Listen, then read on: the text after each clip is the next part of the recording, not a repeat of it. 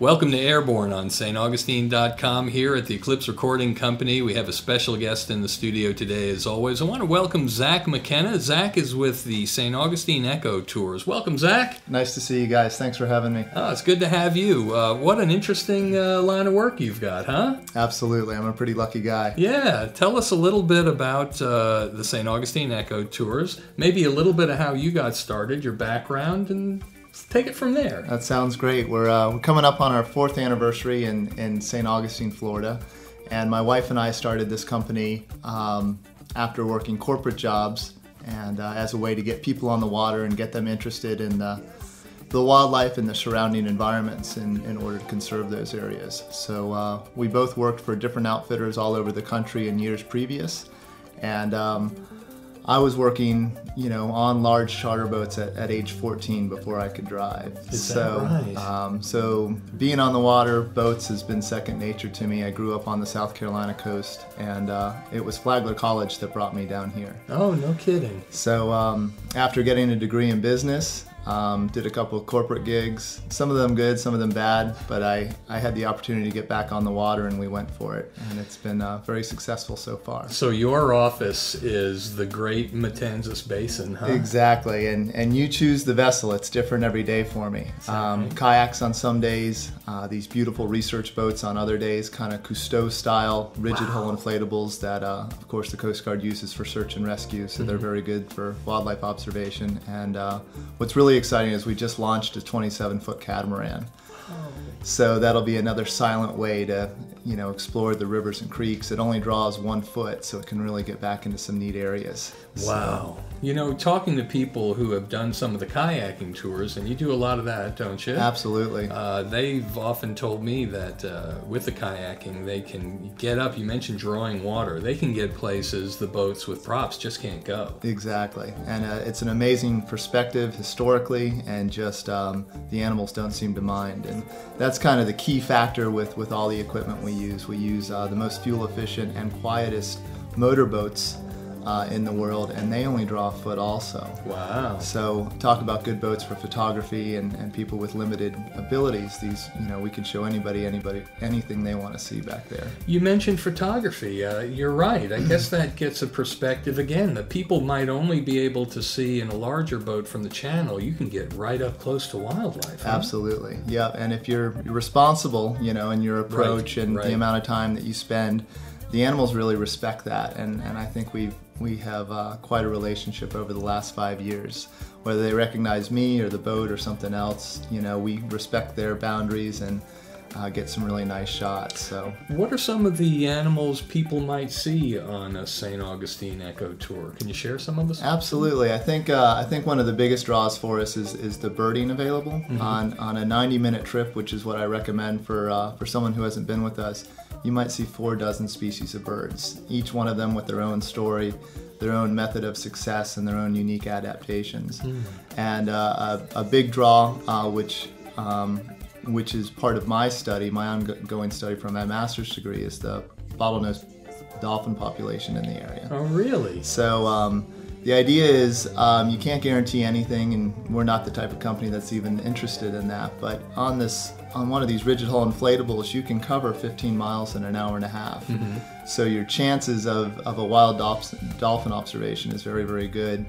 And that, Matt, is an animal that you really got to keep your distance from. Really? 150 feet is the law. No touching, no feeding, no harassment. All of this punishable by a $20,000 fine. Good gracious. So we keep an eye on the people that may not know the rules and give them brochures and that sort of thing. And then, what's nice about that rule, 150 feet is half a football field. So when you stop at that distance and cruise with the current, we drop in underwater microphones so we can listen to them echolocate and communicate.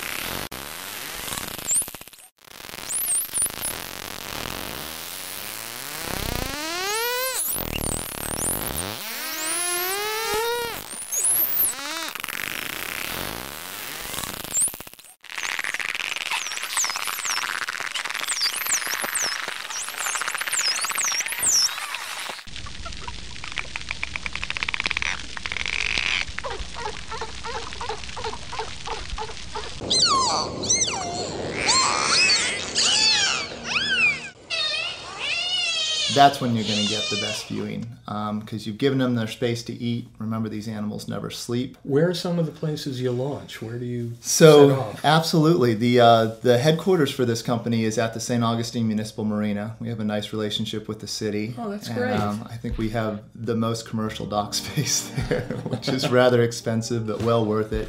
But people can walk right off the street onto one of these vessels and be somewhere they never expected to be in 10 minutes. So so that's headquarters for most of the sailboat and the motorized boat. And we have a new program with St. Johns County called Paddle St. Johns County. Beautiful. Giving us 17 different paddling locations. Wow. And it was a contract that we won, and we actually pay the county to do it.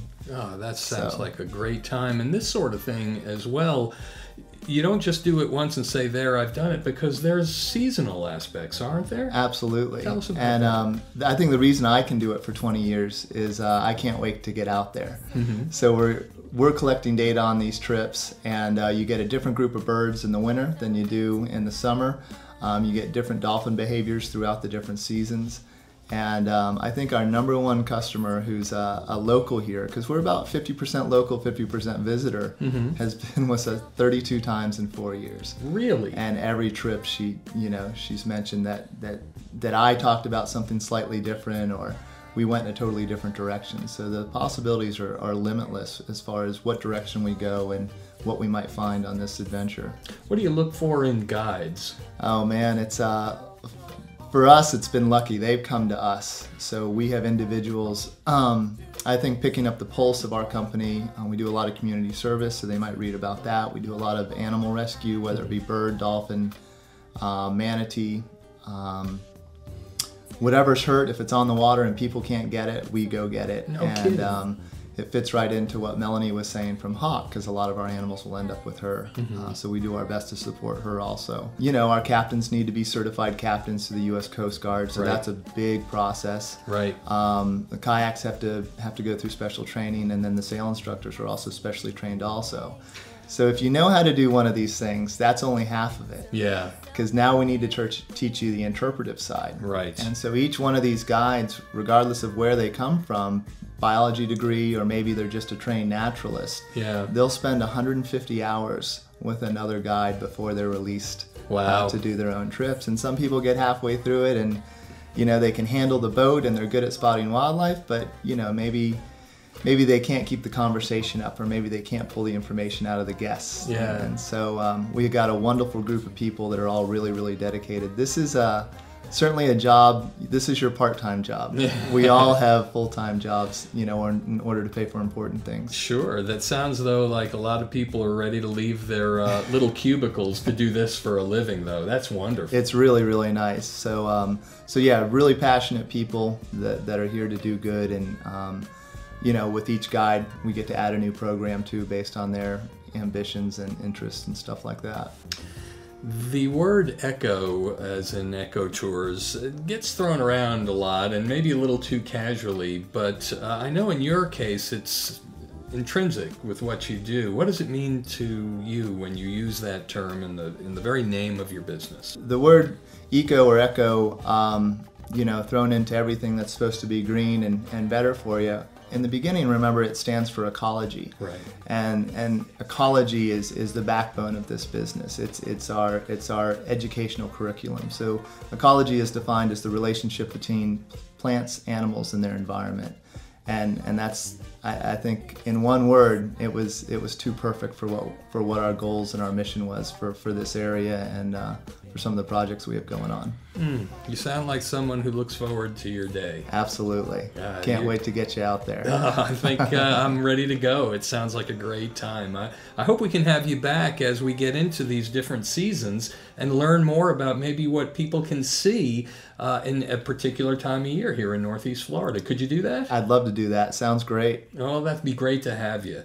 Thank you again. Zach McKenna with St. Augustine Eco Tours. Really appreciate it. Thanks a lot, Matt. You've been Airborne with Matt Jeffs on staugustine.com, bringing interesting people from your world so you can stay dialed into your community and the folks who make it tick. See you next time, everybody.